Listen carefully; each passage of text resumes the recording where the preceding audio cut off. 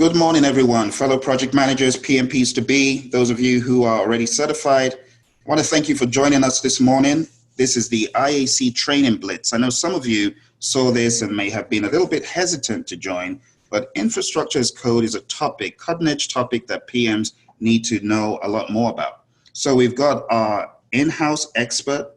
He's a certified Scrum Master, Lean Six Sigma Black Belt, has been in computers for a long time. It gives me great pleasure to introduce our speaker for today, Paul Lewis. Over to you, Paul. Hi. Yes, my name is Paul Lewis. I've been a technical project manager for over 20 years. Right out of college, I started fixing computers to make sure my technical chops were up to par. I continually keep my skills up to date by doing outside project work, always in a technical capacity. Six Sigma Green Belt, I'm a Scrum Master, and also now I'm a delivery manager within an Agile program. Awesome. So Paul, can you give us a little bit of background about what a delivery manager is before I talk about Praizion? Sure. A delivery manager really is someone who helps the delivery of a Agile project, really is to handle most of the escalations that occur. So basically, I'm known as the fixer. So when things aren't going right within an Agile program, within a sprint, I'm usually called in to help run interference and work with the customer and to facilitate any outside activities that need to happen within a Scrum that may be of an emergency nature. I'm part of the leadership team of the program. I work with the program manager and the technology delivery officer.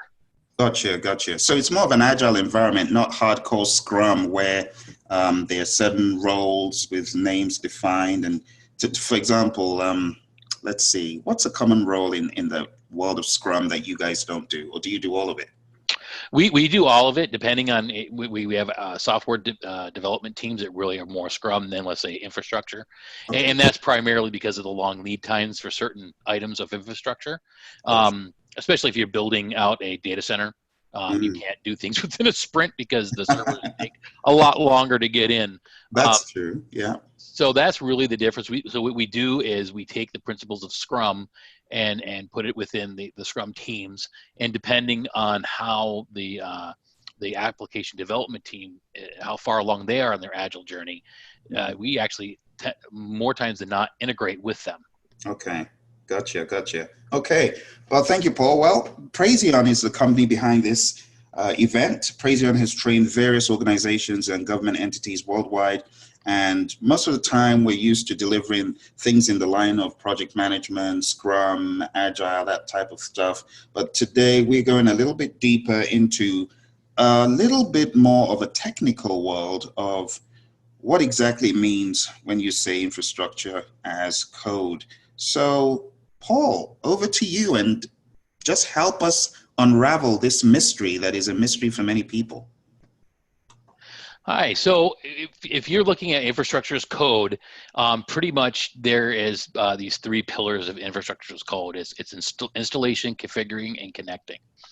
And there's different tools that are used for building this out, and you'll probably see these talked about, like TERRAFORM, Chef, Navigator, Jenkins, Inspect, and Git. These are all the components. I'm going to go over a few of these today. This is hours and hours of information here, but at least give you a high level understanding of how these all work together to deliver. Typically, you'll be partnered with an engineer who will actually do the code, but you really need to understand what's behind it, because what's happening now is a lot of these pieces here you see can be delivered now within hours, not days and weeks and months like it used to, because everything's virtualized now with Amazon and Google and with Microsoft Azure. All of the cloud is now available for most companies, and even companies that are larger size that have the large bits of infrastructure, big, huge data centers, they're also feeling the pressure to create their own private clouds. So this is still used within those private clouds because this is what the application development community wants. And to be honest with you, it has really shortened the lead time to deliver new products to companies. So looking at this and how the technology has changed, I can tell you that 5 years ago, projects typically took us a year or two to deliver. Now they get done from beginning to end within 3 months, and these are multi-million-dollar projects and lots of infrastructure.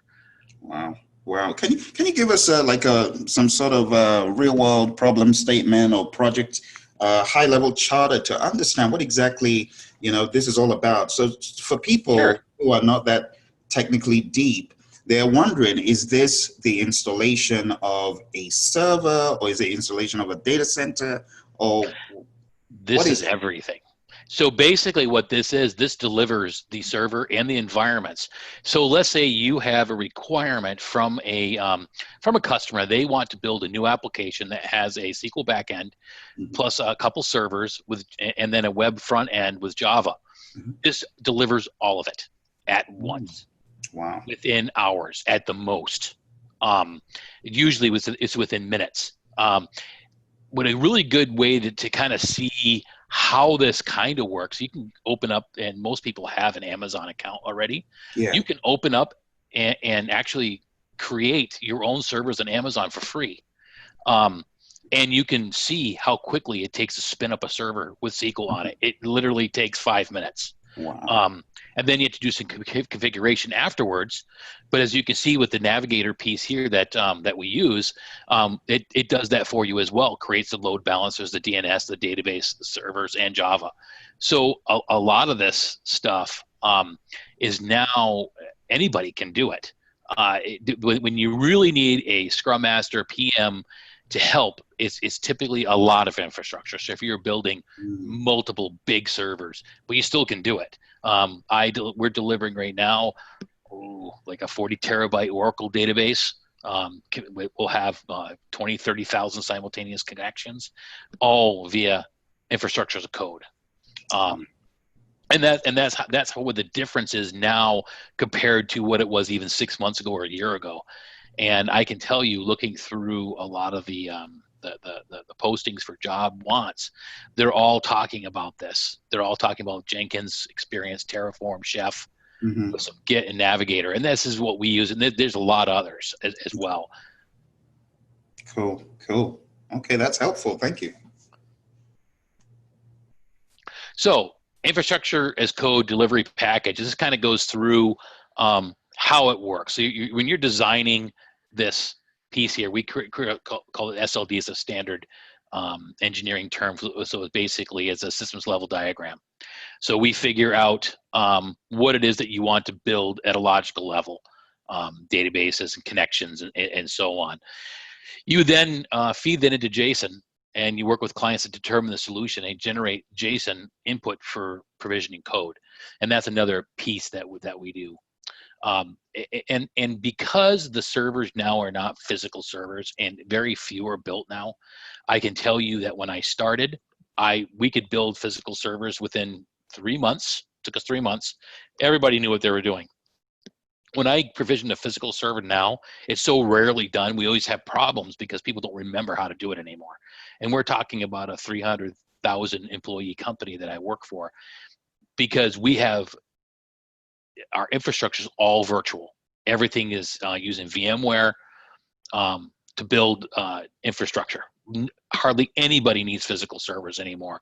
And that's just the way it is. If you look at Amazon, they design their own physical servers to handle the virtualization they need.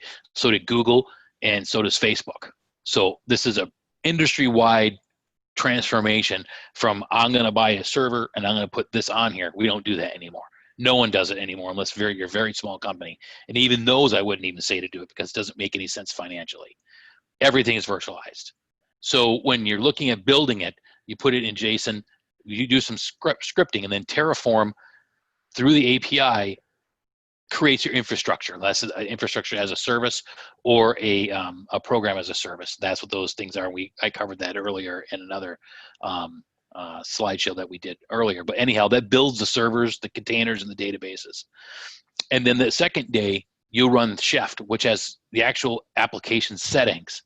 And then it creates the load balancers, creates all the names, and then does all the firewall. So as you can see from here, you can build an entire infrastructure nuts and bolts from beginning to end in about a day or two at most. And this would be for a very complex application that you're building that would have lots of DNS entries to make, some load balancing, some firewall entries. If you're building something that's internal, we can spin up now disk and servers within an hour, and then load the operating system's already done for you. Everything is done. The developers can take it and start developing. Because of the way that IT is now, there's the tolerance for taking a long time to build infrastructure just isn't there. Developers want their infrastructure right now. They need partners, and they need to know how to navigate this whole piece here and to size it appropriately. And that's kind of where we would come in, which is why I'm really going through the nuts and bolts here so you understand how this affects you as a PM or a Scrum Master. So vRealize is a piece here for VMware. Infrastructure as a code. It leverages the best practices for capacity models. So this is for a very large environment. They have the ability to combine tactical with strategic. That way that you can build something very quickly, you need it right now, and also be able to build something that you're going to use for years from now and you take a little bit more time to build. Because we have both instances, and that happens in the real world. Sometimes you need an application quickly. You just landed a client. We need to build this application right now for them, and you can do it. But if you want to build something that is a new client coming in, but you have a long lead time and want to look at developing something for the future and further capacity, then you would go ahead and do that. There's additional providers for Terraform, and APIs will expand its capability. And then consistent source code management, quality assurance, configuration management, API-enabled architecture, all is built into all these infrastructure as code facilities. So like Amazon's done this way. Microsoft's done this way. Everybody's kind of using the same tools. Microsoft is a huge contributor to this.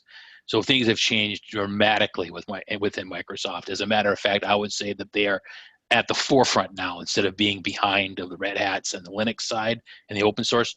Microsoft is actually the top dog right now. They actually bought GitHub. They're contributing a massive amounts. Most of these pieces here, Microsoft has done a ton of work, both on the Unix and the Microsoft platform side. So there's something to keep in mind. This is not just huge environments.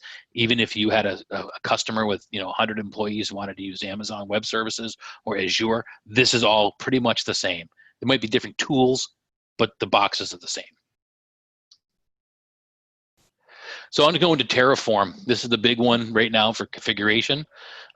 You use this to build, change, and version control your infrastructure. This is really the heart of infrastructure as code.